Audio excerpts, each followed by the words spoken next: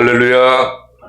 오늘도 변함없이 또 이렇게 강의에 참여하는 여러분들과 또 동영상으로 참여하는 여러분들 모두를 환영하고 축복하며 사랑합니다. 자, 오늘은 설교학 제23장 아동설교에 대해서 또 제24장 임시특별설교에 대해서 강의를 하도록 합니다. 자, 먼저 23장 이 아동설교의 대상은 보통 12세 이하, 4세에서 12세 이하를 대상자예요.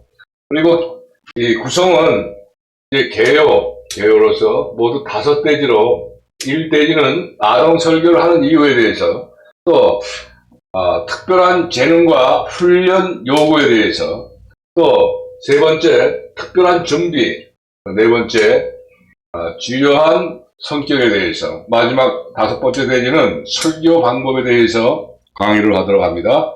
그리고 이어서 제24장에는 임시특별설교, 이것도 마찬가지로 개요와 모두 5대지로 되어 있어요. 5대지. 첫 번째 대지는 장례식 설교는 어떻게 하는 것인가, 또 두 번째는 결혼식 설교는 어떻게 하는 것인가, 세 번째 결혼식 설교, 네 번째 의회, 또 축제일, 기념일 설교는 어떻게 하는 것인가, 그 다음에 마지막으로 특수 사변 설교에 대해서 강의를 하도록 합니다.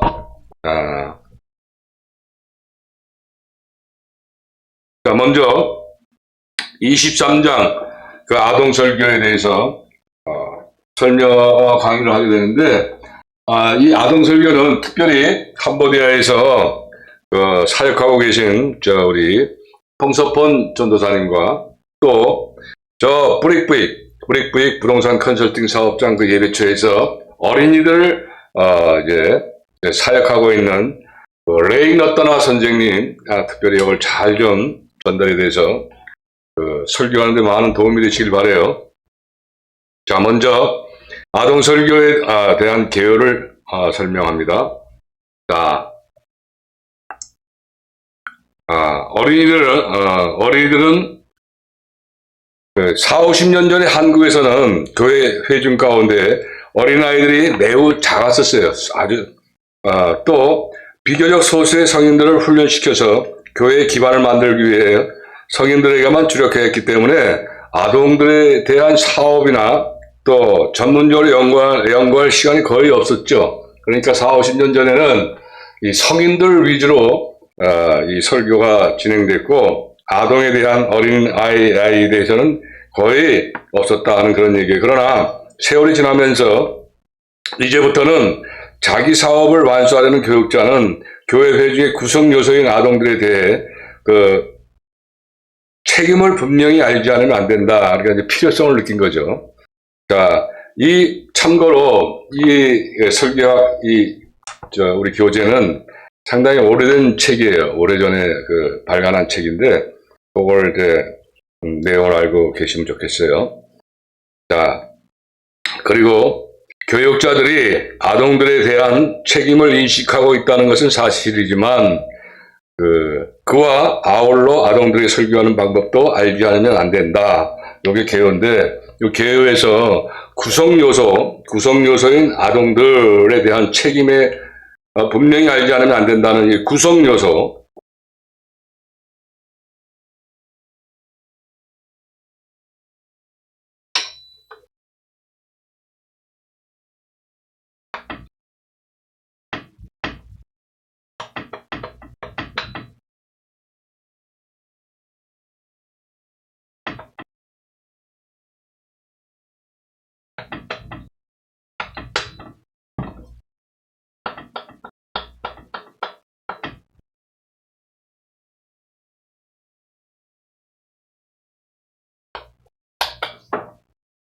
구성요소라는 말은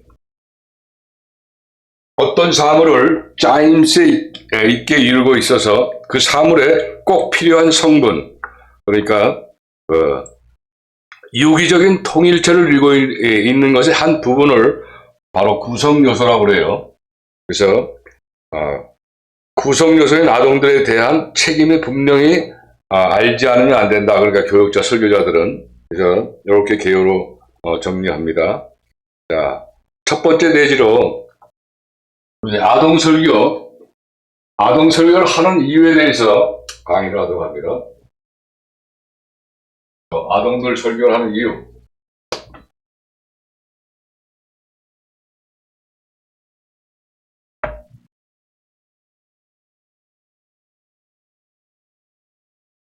자, 첫 번째, 제일 소지. 성경에는 예수님께서 우리에게 이것을 명령하셨다. 마태복음 19장 14절에서 어린아이들이 내게 오는 것을 용납하라 라고 말씀하셨다. 이것은 어린아이들을 예수님께로 인도하는데 우리의 모든 수단과 방법을 사용하라는 것을 의미하는 것이다. 요한복음 21장 15절 말씀에서도 예수님께서 말씀하시기를 내 양을 먹이라 라고 하셨다. 자, 두 번째 소지. 성경에는 특별히 아이들에 대한 많은 약속이 있다. 스가랴서 8장 5절에도 말씀이 있고 사도행전 2장 39절에도 어린이에 대한 그 약속의 말씀이 있죠. 자, 세 번째 소지. 어린아이들에 대한 설교는 성인에게 하는 설교보다 더 많은 결과를 낼 것이다. 왜냐하면 성인들은 완고하게 되기 쉬우며 그들은 그들의 삶의 길을 고정시키고 있으므로 변화되기가 어렵다. 네 번째 소지. 하나님께서 과거에 이 아동 설교를 크게 축복하셨다. 다섯 번째. 아이들의 교회 출석을 강요하는 부모들이 많은데 교회에서 그 어린이들에게 특별히 적합한 무엇을 줄 수 없다면 그런 딱한 일은 없다. 여섯 번째. 마지막입니다. 오늘의 어린이들은 수년 후에는 교회의 중견들이 될 것이다. 우리는 아동들을 교훈하고 훈련시키는 데 있어서 아무리 일찍 시작한다고 해도 너무 이르다고 할 수는 없다. 그러니까 상당히 중요하다. 지금 현재 시대는 그 말씀인 거예요. 그래서 이 아동 설교를 해야 하는 이유가 모두 6가지로 설명을 드렸어요. 자, 두 번째 되지.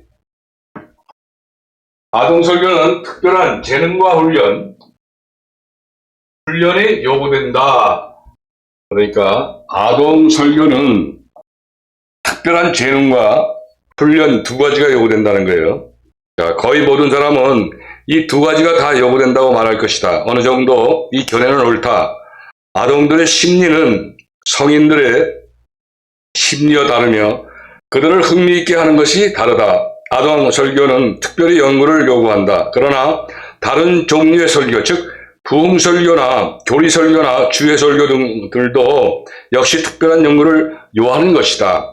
어느 설교자든지 다른 모든 설교에서 탁월할 수 있는 것보다 더 아동 설교에 있어서 탁월할 수는 없다. 그렇지만 아동 설교에 대한 일의 열심과 의욕을 가진 설교자는 이 아동 설교를 합리적으로 잘할 수 있게 배울 수 있다.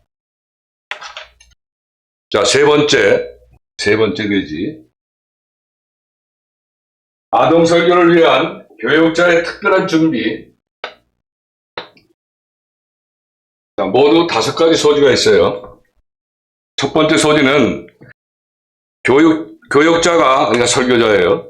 교육자가 이 사업의 중요성을 확실히 느끼지 않으면 안 된다. 만일 교육자가 이것을 느끼지 않으면 이것에 언급하거나 관여하지 않는 것이 좋다. 왜냐하면 실패할 것이 확실하기 때문이다. 어린아이들도 교육자가 이 사업을 중요시하고 있지 않다는 것을 알 것이며 따라서 그들도 이 사업을 그렇게 중요하게 생각하지 않을 것이기 때문에 그렇다는 얘기예요. 자, 두 번째, 교육자는 아동 심리학을 연구해야 한다. 그러니까 이 설교자는 아동 심리학이라는 특별한 또한 그런 교재를 가지고 공부해야 된다. 연구하면서 공부해야 된다. 그런 말이에요. 현재 한국에도 이 아동 심리에 대한 책이 몇 가지 있다. 앞으로도 이러한 책들이 많이 나올 것이다. 그냥 이런 책들을 보고 연구를 해야 할 필요가 있다 하는 그런 말씀이에요. 또 세 번째, 아동들을 흥미있게 하는 교육과 그 방법을 기록한 주일학교, 지도법과 같은 책들을 또 공부해야 한다. 아동 설교라고 해서 12세 이하의 어린아이들이라 해서 어떤 가볍게 생각하면 안 된다. 그런 뜻이에요.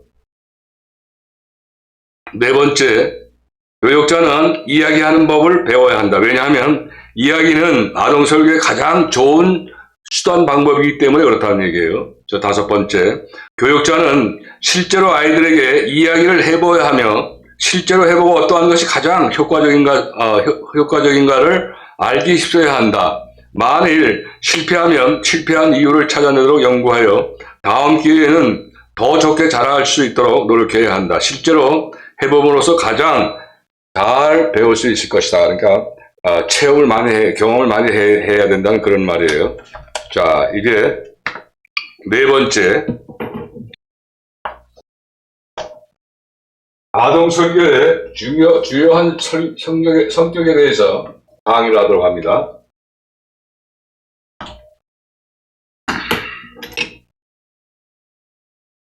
자, 첫 번째 소지는 이 아동 설교의 중요한 성격은 먼저 흥미가 있어야 한다는 거예요. 성인들은 흥미가 없는 설교도 들을 수가 있지만 이 어린아이들은 그렇지가 않다는 거예요. 자, 그들의 흥미를 끌기 위해서 설교자는 설교를 그 아이들에게 적합하게 조절을 하지 않으면 안 된다. 어린아이들의 가장 현저한 특성의 하나는 상상력이라는 거예요. 상상력. 자, 어린아이는 모두 이야기를 좋아한다는 거예요. 상상력이기 때문에 이야기를 좋아하는 거죠. 9세로부터 12세까지 어린이들은 영웅 숭배심이 강하다. 그들은 모두 선생님에게 권위를 쉽게 받아들인다. 여기서 영웅 숭배심.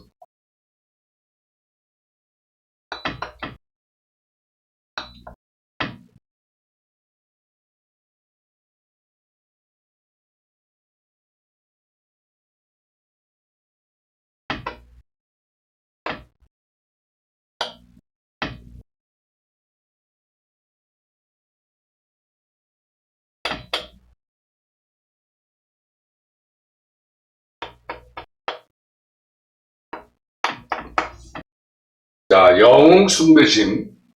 지혜와 재능이 뛰어나고 용맹한 사람을 종교적 대상으로 우러러 받드는 마음을 영웅 숭배심이라고 해요. 그래서 그들은 모두 그들의 흥미를 일으키고 그 흥미를 지속시키기에 가장 좋은 방법은 이야기나 예화를 사용하는 것이다. 일반 어린아이들은 매우 활동적이다. 그들은 어느 한 가지 일에 오래도록 그들의 마음을 고착시킬 수 없는 것이다. 엄숙하거나 매우 슬픈 생각도 그들은 특별히 오래도록 붙잡아 두지는 못한다. 아이들이 가장 잘 쓰는 말은 좋다, 재미있다. 이 두 가지 말이에요. 좋다, 재미있다. 이 두 가지 성질을 가진 예화라면 특별히 유익한 예화가 될 수 있다. 어린이 설교를 할 때에. 좋다, 재미있다. 요 두 가지. 자, 첫 번째 성질. 자, 두 가지 성질 중에서 첫 번째 성질은 아동들에 대한 예화나 이야기는 다음과 같은 특성들을 가지고 있어야 한다. 인데 모두 네 가지예요. 첫째는 눈에 보이는 그림과 같이 색깔이 많고 기가 약동하여 넘쳐 흘러야 한다. 아동들은 사람이나 짐승이나 새들이 무엇을 하는 것을 보려고 한다. 그러므로 아동들에 대한 이야기는 동작이 많은 것이어야 한다. 두 번째, 아동들의 관찰 세계에 있는 것을 이해하기 쉬운 것이 되어야 한다는 건데, 여기서 관찰 세계. 자, 여러분, 캄보디아 말로 아동들, 어린아이들, 크메인. 관찰 세계.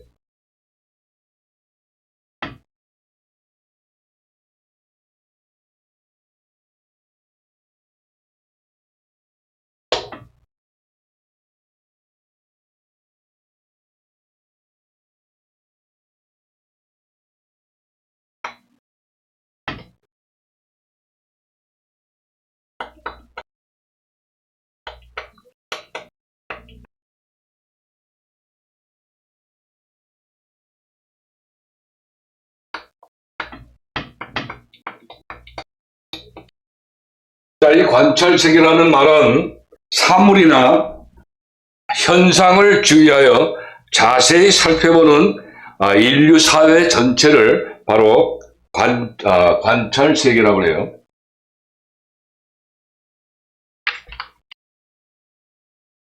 아동 교육의 난점은 어려운 점을 얘기하는 거죠. 난점의 하나는 새로 배우는 것에 대한 관념이 아직 적다. 그것을 묘사할 수 있는 말을 별로 알지 못하는 점이다. 통각작용의 원리에 의하면 통각작용,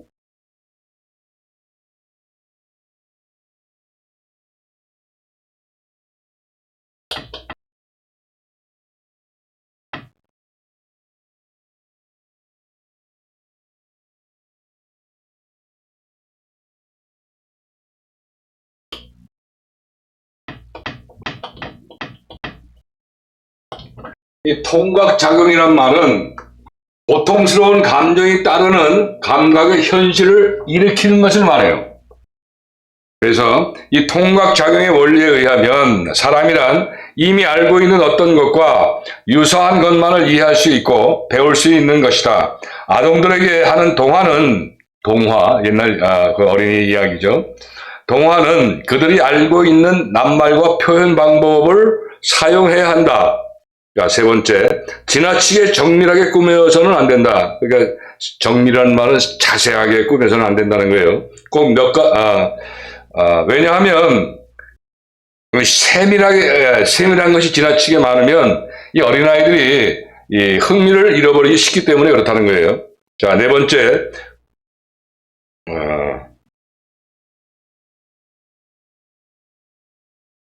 예화의 두 번째 성질은 그 아동들이라는 말은 어린아이, 크맹. 아동들에게 말할 때 유머가 있으면 큰 도움이 된다. 약간의 그 어떤 그 코미디 같은 유머가 있으면 좋다. 그렇지만 그 유머도 잘 구사할 필요가 있다. 아이들도 어리석은 유머는 좋아하지 않으며 어리석은 유머를 사용하면 아이들도 그 어리석은 것을 안다. 요즘 아이들은 더 그렇죠. 똑똑하기 때문에. 그러나 어린아이들이 웃기를 좋아한다. 성인들보다 더 많이 그리고 쉽게 웃는다. 그런 아이들은 거치는 것을 좋아하지 않으며 또 어리석은 것도 좋아하지 않는다는 것을 알아야 된다는 거예요, 설교자가. 그리고 단순히 아이들을 웃기고 흥미있게 하기 위하여 유머를 사용해서는 안 된다는 거예요. 자, 설교는 언제나 사람을 구원하기 위한 것이므로 그 목적은 절대로 잊어버리지 말아야 한다. 이 목적을 성취할 수 없는 설교는 적절한 설교가 아니다. 이런 말씀은 이 설교에서 여러 번 했죠. 바로 사람을 구원하기 위한 것이 바로 설교라는 거. 자, 두 번째 소지로 중요한 성격은 교훈적인 것이어야 한다는 거예요. 교훈적인 것. 아동들은 이것을 매우 기대한다. 아이들은 새로운 것을 듣고 배우려는 열심이 있다.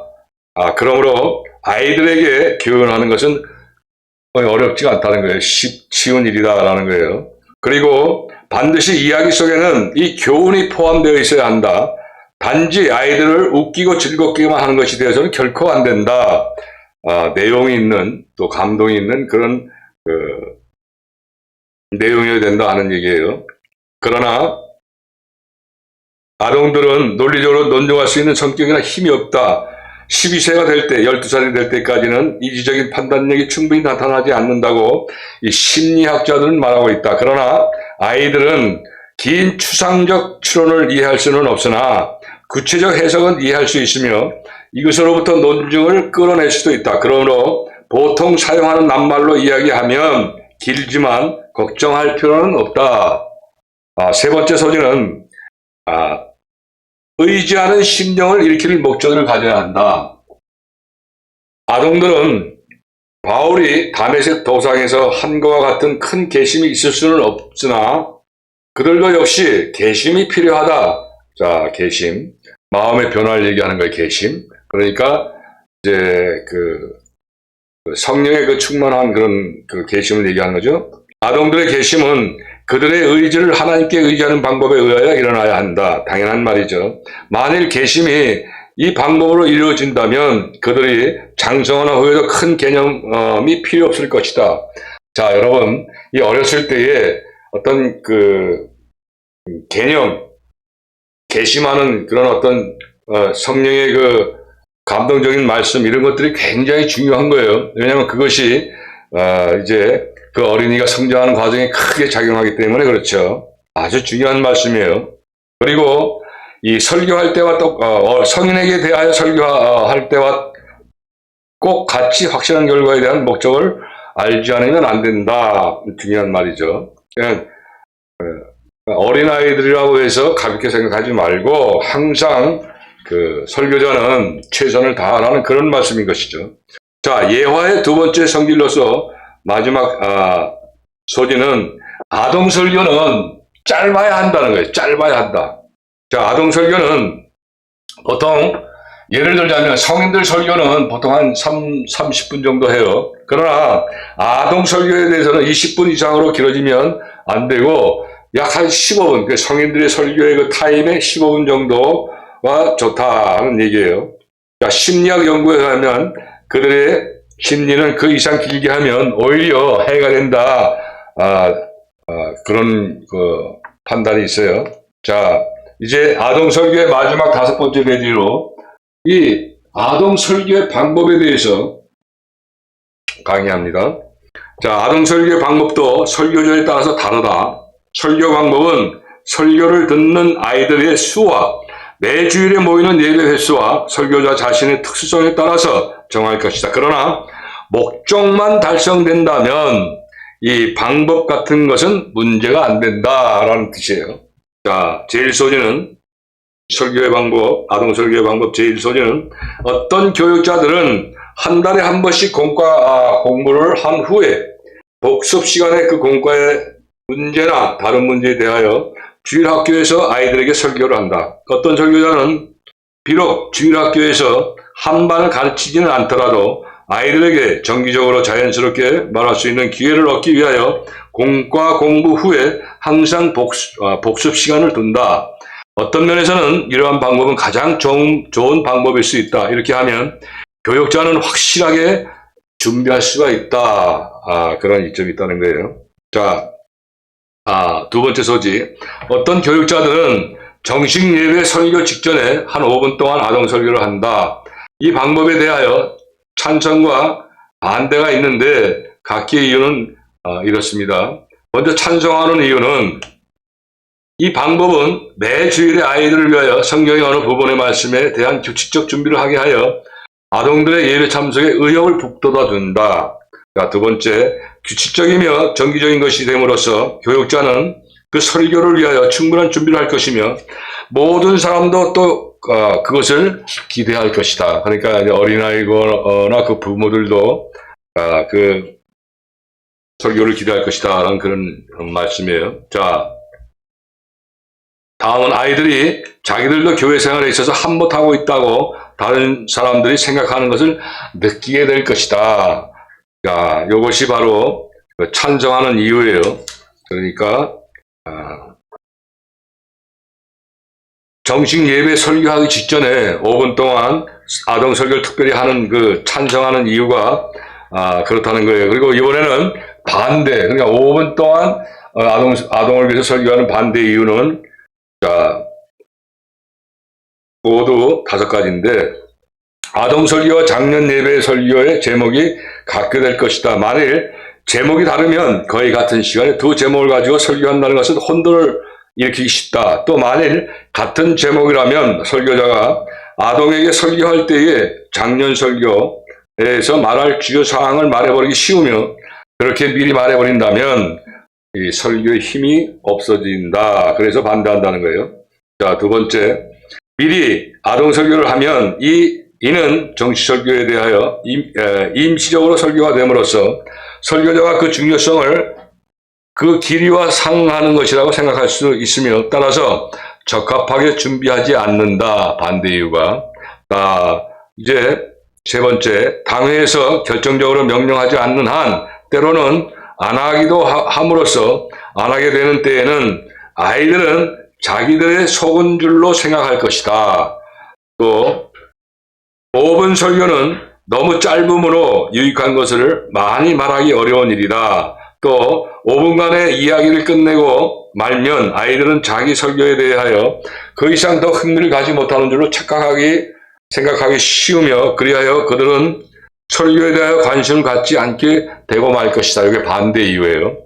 자, 다음은 세 번째 소지로서 어떤 교육자들은 설교의 한 부분을 아동을 위하여 한다. 이 방법에도 역시 유익한 점과 유익하지 못한 점으로 나눠져 있다는 거예요. 네, 먼저 유익한 점은 아이들이 주일마다 교회에 나온다는 게 유익한 거예요. 또 습관을 형성화시키기는 10살로부터 13살까지가 습관을 형성하는 시기이기 때문에 그렇다는 거예요. 그러므로 그 시절에 교회에 가는 습관을 형성한다면 그들은 일평생도록 예배에 참여하게 될 것이다. 이러한 습관을 형성하도록 하는 것은 가치 있는 일이다. 상당히 중요한 얘기죠. 자, 두 번째, 만약 아이들이 자신을 위한 무엇인가가 항상 있을 것이라는 것을 알면 설교 전체에 대하여 관심을 가질 것이며 점점 작년 설교도 좋아할 수 있도록 교육이 될 것이다. 이것이 바로 그 장점이라는 거예요. 유익한 점. 그러나 불리한 점은 설교자의 마음속에 두 청중, 즉 어른과 아이를 생각하여 어른에게 했다가 아이들에게 했다가 하게 되면 설교의 진행에 방해를 받기 쉽다는 거예요. 이것이 불리한 점이에요.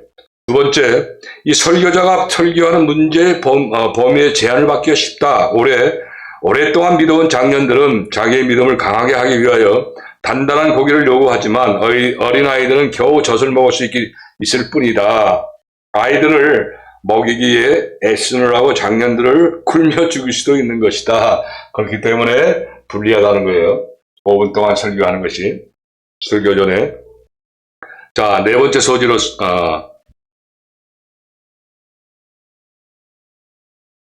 소지로서 이상에서 말한 방법들을 비교해보면 어느 방법이 제일 좋다고 말하기는 어렵다는 거예요. 이 모든 방법에 있어서 우리는 같은 목적의 성취를 위하여 노력할 수가 있는데 모두 세 가지예요. 첫 번째, 모든 방법이 아이들로 하여금 교육자나 장년들이 자기들을 교회의 구성요원으로 간주하고 있다는 것을 보여주는 데 얼마나 노력하고 있는가 하는 것이다.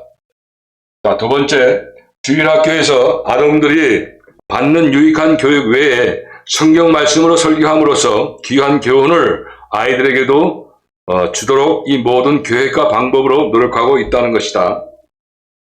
세 번째, 어느 방법이나 아이들을 교회 예배의 정식 참석자가 되도록 만들기 위하여 노력을 한다는 것이다 라는 거예요.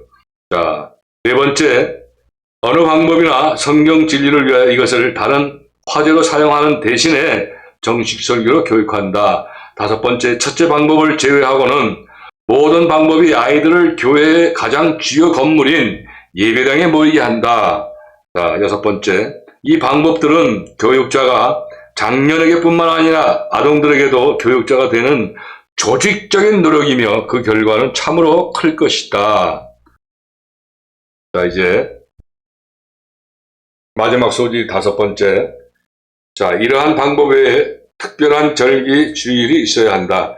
그러한 때에는 장년들에게 대한 설교는 중지하고 전적으로 아동들을 위한 설교를 해야 한다. 예를 들면 꽃주일이나 부활절 또는 성탄절과 같은 때이다. 이러한 예배 때에는 아이들을 명예로운 손님으로 맨 앞에 앉히는 것이 좋고 어린이 찬양대의 찬양이나 특별 찬양 같은 특별 순서도 넣고 예배당을 특별히 장식하는 것도 좋다. 자, 그러면 여기서 아동 설교의 결론에 대해서 잠깐 말씀을 드려요. 자, 아이들에게 효과적으로 설교하고자 원하는 교육자면 반드시 자기 교회 아이들을 교화시켜야 하며, 교화.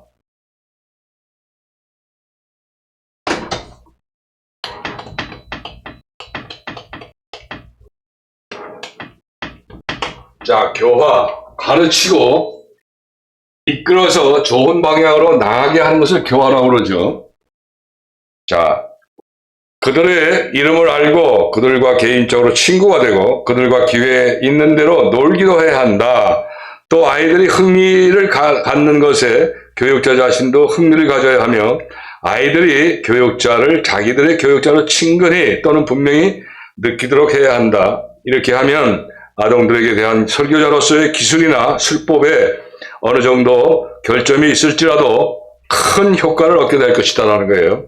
자, 아이들은 그들의 어머니의 실수를 조롱하거나 놀리며 웃지 않는 거예요. 왜냐하면 어머니가 그들을 사랑하기 때문이에요. 마찬가지로 이 설교자들도 이 어린이들을 사랑하면 만약에 설교자가 좀 실수를 한다 할지라도 이 어린아이들은 비웃지 않을 것이다 라는 말씀이에요. 그래서 이 아동설교의 그 결론은 그 사랑이죠. 사랑. 어린아이들을 사랑하는 건 바로 예수님의 사랑을 말하는 거예요. 그런 사랑이 있다면 모든 아동설교뿐만 그런 게 아니죠. 모든 설교라는 것은 하나님의 특별한 사랑으로서 설교를 해야 한다는 것이죠. 자, 그러면 이제 이번에는 24장 제24장으로 임시 특별 설교에 대해서 강의를 합니다. 이것도 5가지 대지로 되어 있어요. 장례식 설교와 결혼식 설교와 졸업식 설교와 의회 설교, 축제일 설교, 기념일 설교, 그 다음에 5번째 마지막으로 특수사전 설교. 특수사전 설교는 쉽게 얘기하면 한국의 그 유교 사전 있죠. 이렇게 급변하는 이런 상황에서 설교하는 걸 말해요. 자, 이 상황도 상당히 중요한 내용이니까.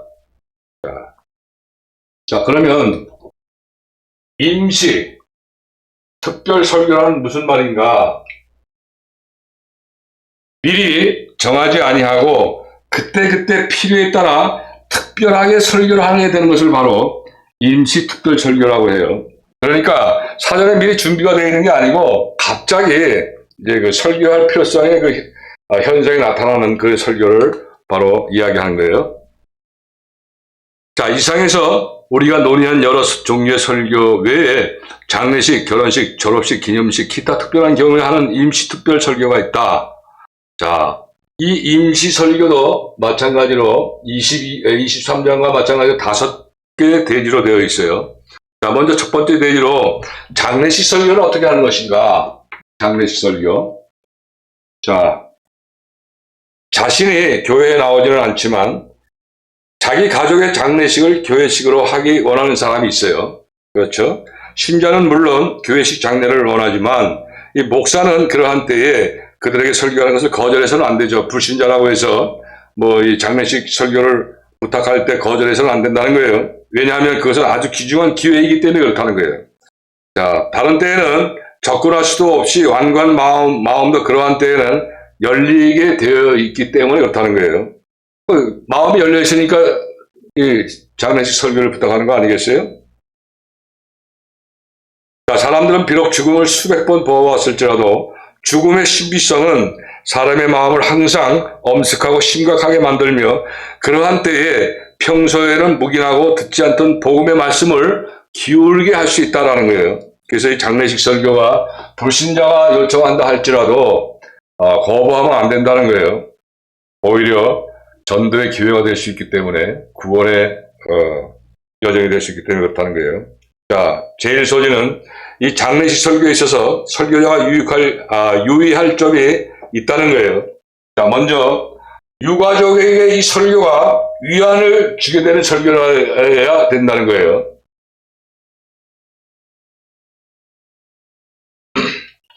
두 번째, 이 고인이 생존 시에 행한 선행에 대하여 칭찬과 명예를 표시해야 한다는 거예요.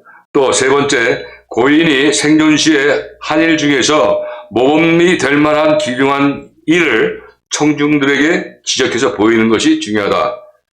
자, 그 다음에 네 번째, 우리 자신의 죽음에 대한 경고와 그 죽음에 대한 준비의 필요성을 설교 때 말해주라는 거예요.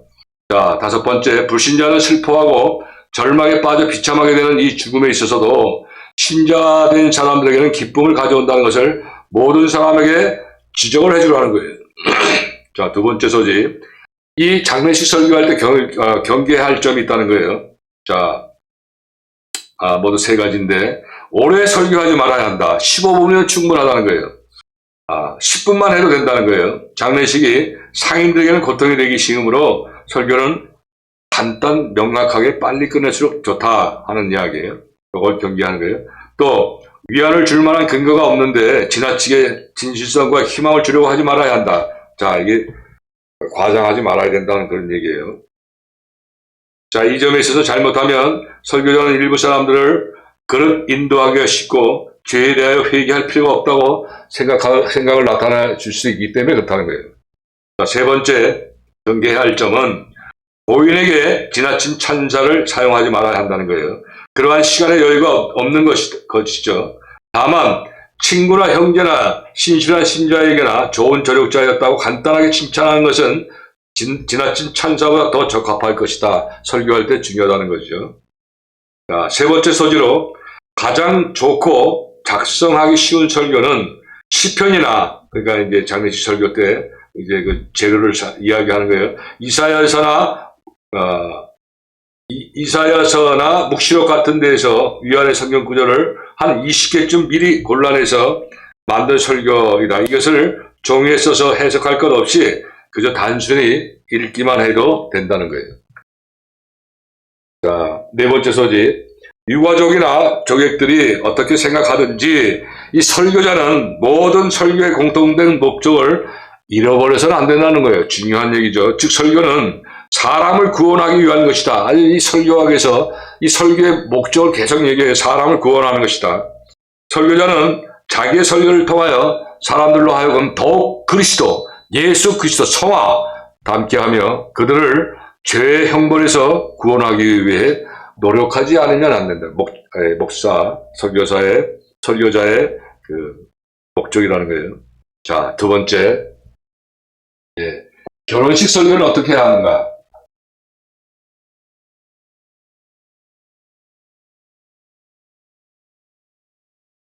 자, 교회에 참석하지 않았던 사람들도 결혼식이나 장례식에서는 많이 온다. 그렇죠. 불신자들 많이 오죠. 자, 설교자는 이 기회를 포착해요.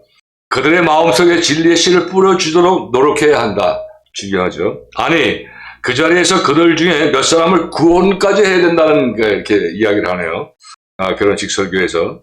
자, 신랑과 신부가 입장하고 내빈들이 들어오면, 여기 내빈은 손님을 이야기하는 거예요. 그들은 착석할 것이다. 착석은 이제 예식장에서 앉을 것이다 하는 얘기죠. 그러면 10분간 혹은 더 짧은 시간이라도 주례하는 목사는 기독교 신자의 결혼의 이유와 기본 이념을 설명하면서 복음을 설교할 수 있는 기회를 가지게 될 것이다. 헌가가 신자의 가정이면, 그러니까 헌가는 이 하는 그 신랑 신부의 가족을 얘기하는 거예요.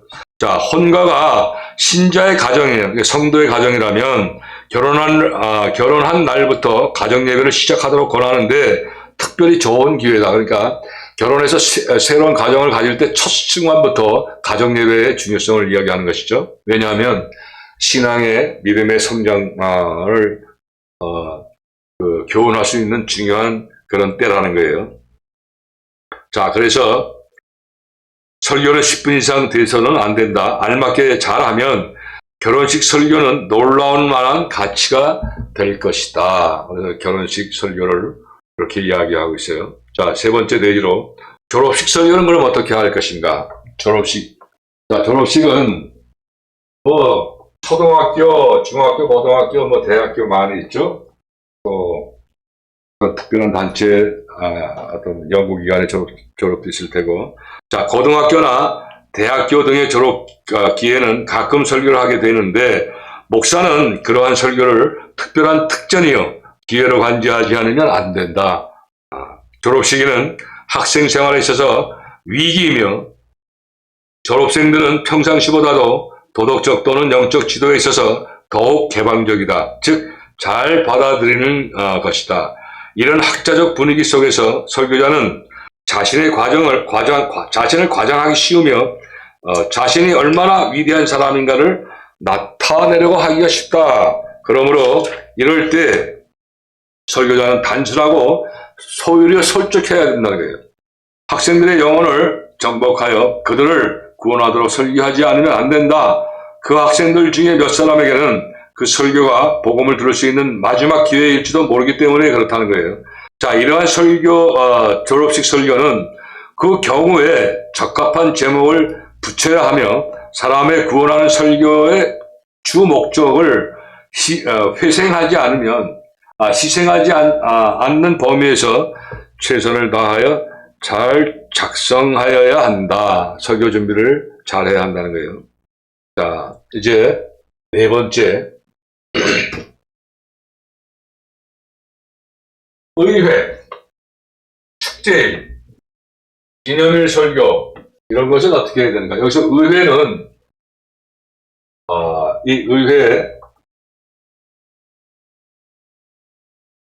의회는, 민선, 사람이 이렇게 뽑아서, 어떤 의회를 조정을 해서, 국회나 그런 어떤 지방자치제 그런 분들이나 이럴 때, 설교 요청을 하는 경우가 많이 있어요. 이런 것을 이야기해요. 그리고 축제일은,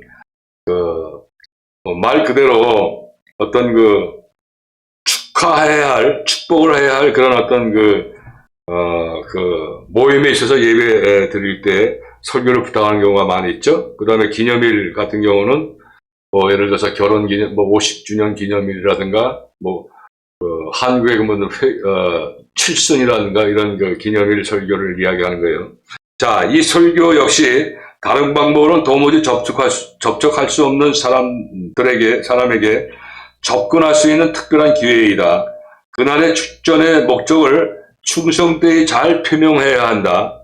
설교를 마치기 전에 청중들이 적어도 갈보리의 십자가에 어느 환영을 포착했다는 것을 확실히 보이지 않으면 안 된다. 그러니까 예수 그리스도의 십자가의 그런 환영을 포착한 걸 확실히 보여야 된다. 그러니까 우리 예수 그리스도의 십자가의 고난, 또한 십자가의 필요성, 이런 것을 오히려 의회 설교나 축제일이나 이 기념일 때에 예수 그리스도의 십자가의 구원을 확실히 심어주라는 필요성을 가지고 있다는 거예요. 자, 마지막으로 다섯 번째, 특수사변에 대한 설교. 자,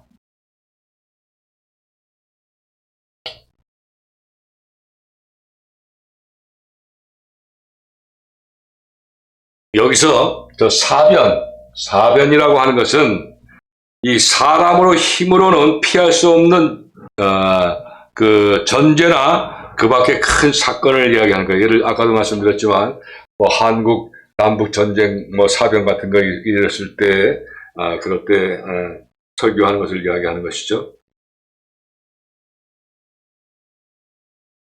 자, 이 특수사변에 대한 설교는 때때로 중대한 사변들이 발생한다. 예를 들면 그 나라의 대통령이나 저명한 인사의 죽음, 사망, 또 1923년에 일본 동경 대지진이 있을 때, 또 1945년에 8월 10일 한국이 조선이 일본 거기서 독립할 때, 또 한국의 남북의 6.25 동란 같은 것들, 이럴 때가 바로 특수사변이라고 말씀드렸죠. 자, 모든 사람들이 그 사건에 대하여 이야기하며 생각을 한다. 그러므로 교역자는 이 사건을 가지고 청중들의 생각을 붙잡아 그리스도에게 인도하는 아주 좋은 기회가 된다. 이 기회는 교역자로 하여금 다른 것으로는 할 수 없는 정도로 청중의 관심과 흥미를 끌 수 있게 할 것이며, 또 대체로 교인들의 관심을 지배하는 데 큰 도움이 될 것이다. 왜냐하면 이 설교자는 그 시기에 가장 중심적 문제에 충분히 응하도록 계획하여 자기가 전하는 말에 힘을 주기 위하여 사용할 수가 있기 때문에 그렇다는 거예요. 자, 이런 설교는 너무 자주 해도 안 되며 쓸데없는 사건에 대하여 설교해도 안 된다는 거예요. 자, 우연히 일어나는 중대한 사건이 있을 때에 그것들을 복음을 전하는데 아주 유용하게 쓰일 수도 있다라는 거예요. 그러니까 이 임시특별 설교는 즉 전도, 불신자의 전도, 복음, 선교 중요한 방법이 된다. 또 그런 말씀이에요. 자, 그러면 이제 임시특별설교의 결론을 말씀드리고 강의를 마칠까 합니다. 자, 이러한 임시 설교는 그 사건에 적합한 교리적 설교나 도덕적 설교 또는 이 사기적 설교 또 철학적 설교 혹은 기타 어느 종류의 설교라도 할 수 있으나 가장 중요한 것은 설교의 귀중한 목적을 간파하지 않아야 한다는 것을 기억하는 일이다. 설교자는 어떻게든지 사람을 구원하는 계획을 확고하게 세우지 않으면 안 된다. 마음속에 이 목적을 분명히 가지고 있지 않는 설교라면 차라리 설교하지 않는 것이 좋다라는 얘기예요. 무슨 말이냐면 설교의 목적은 여러 번 오늘 설교하기 위해서 여러 번 강조했어요. 그죠? 사람을 불신자가 구원에 이를 수 있도록 하기 위한 방편의 그 수단이 되어야 한다는 것, 그렇게 결론을 내립니다. 자, 오늘 수고하셨고 지난 시간에도 말씀을 드렸지만 이제 이 설교학은 이제 앞으로 두 번 더 2주차 더 강의를 하게 되고 그 다음부터는 이제 구약 성경에 대해서 구약과 신약에 대해서 공부하게 됩니다. 계속해서 같이 여러분들 도움이 되고 또 여러분들에게 도움이 되는 그러한 강의 되도록 최선의 노력을 다할 것입니다. 자, 수고들 하셨습니다.